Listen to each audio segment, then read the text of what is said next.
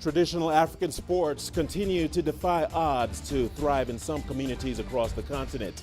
Age-old indigenous sports have survived the onslaught of new age competitions to remain a distinct identity of some jurisdictions. As African native sports wrestle for global attention, Matchpoint delves deeper into the continent to find the sports that define Africa. Hello and welcome to Matchpoint, your weekly sports program that brings you all the African sports news and reviews from an African perspective. We highlight the thrill of victory while also showing you the agony of defeat. I'm Richard Nta in Nairobi. Let's get real, let's get live, let's get at it. This is Matchpoint. Here's what's coming up in the show. The Lions of African Basketball Senegal react to the Basketball World Cup draw in China. Netball players assemble in Zimbabwe's camp ahead of the World Cup in England.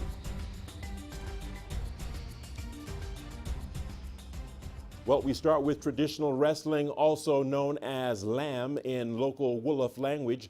It's one of the most popular sports in Senegal and the Gambia. The popularity has spread across the region, resulting in big interest. The new wrestling season is underway in Senegal, and fans from around the country have been trooping in to catch a glimpse of the riveting action. Here's CGTN's Mohamed Abubakar with more. This is the ultra-modern National Wrestling Arena in Dakar, Senegal. We move to Ghana, where the country's arm wrestling team is preparing for the upcoming All-Africa Games in Morocco, hoping to continue their dominance after their recent success in the African Championship. CGTN Sadiq Shaban has been testing his strength against the reigning African champions. Let's take a look. You want to give it one more time? Yeah. Let's go.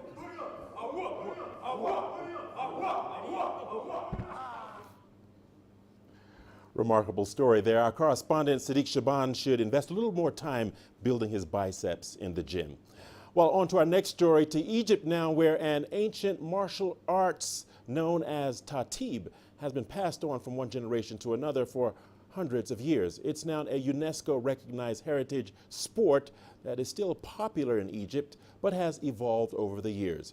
CGTN's Adel El Marouki has more on this unique sport. Estimated to be 5,000 years old, Tahtib was one of the most popular sports in Egypt.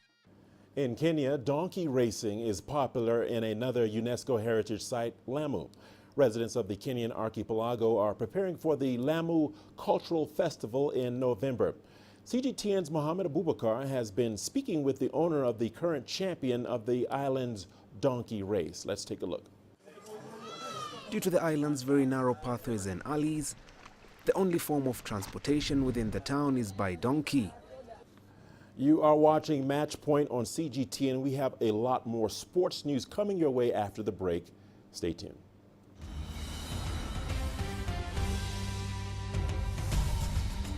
Senegal begins preparations for the Basketball World Cup in China.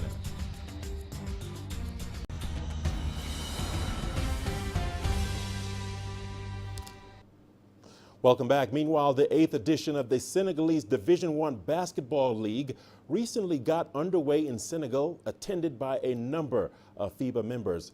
The West African nation will be using the tournament to prepare for the 2019 World Cup. Mahia Matua has more. Let's take a look.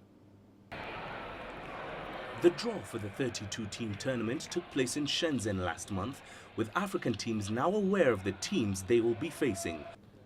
Well, let me just say that the FIBA World Basketball Cup in China is going to be something else. I personally cannot wait. On to some junior rugby action now, where defending champions Namibia is gearing up to face Kenya in the 2019 Under-20 Barthas Cup finals in Nairobi on Sunday. Now, the tournament favorites beat Senegal 45-12 in the first semifinals. That was largely dominated by the Southern Africans. Host Kenya, meanwhile, inflicted a rugby lesson to Tunisia, beating them 73-0. Can you believe it? In the second semifinals. Kenya and Namibia will now meet in the finals for the third time, with history favoring Namibia. Meanwhile, Senegal and Tunisia will face off in the third and fourth match on Sunday. The two sides will be playing for pride and to avoid relegation, having already been eliminated from the main cup contention. Both sides use the competition to test new talents and will be hoping for stronger performances in the future.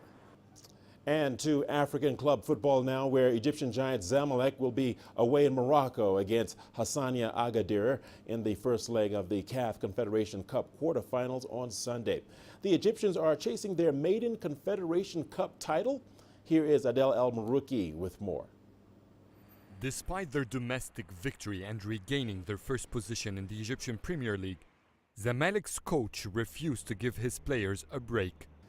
And we're not done just yet. We still have a lot more sports news coming your way. Here's a look at what's ahead.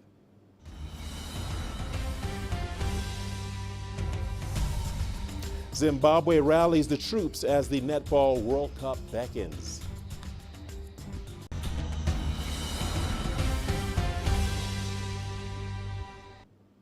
Welcome back. Zimbabwe has begun preparations for its maiden appearance at the Netball World Cup in Liverpool later this year. The Southern African nation earned qualification by finishing second at the African Netball Championship last year. Here is Farai Wakatuya with more. The euphoria of the historic qualification is now in the past as the Gems firmly focus on getting ready for their biggest test ever.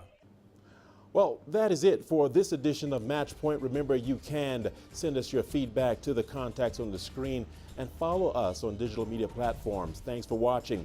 Now, with the season of the Red Bull Cliff Diving World Series that is about to start, we leave you with visuals and pictures that serve as a reminder of what can go wrong.